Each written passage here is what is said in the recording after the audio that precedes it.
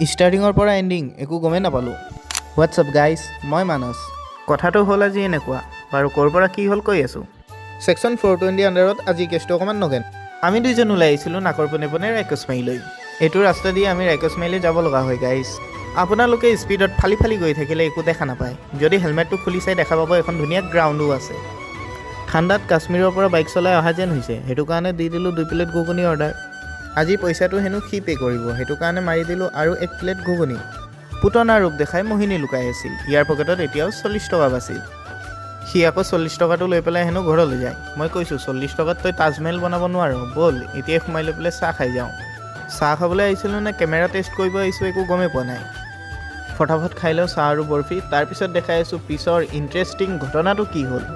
কোনোবা ছোৱালীয়ে যদি মোৰ ভিডিঅ'টো চাই আছে তেন্তে তাইৰ কাৰণে গিফ্ট। আধা ৰাস্তাত লগ পালোঁ নয়নক, ইয়াৰ হেনো বিয়া।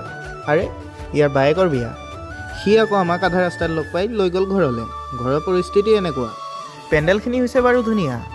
এইফালে চলি আছে ঘৰুৱা কাৰ্যসূচী। যদি আপোনালোকে বিয়া পাতিম বুলি ভাবিছে তেন্তে পেণ্ডেলৰ কাৰণে মই আছোঁ, কমেণ্ট কৰিব।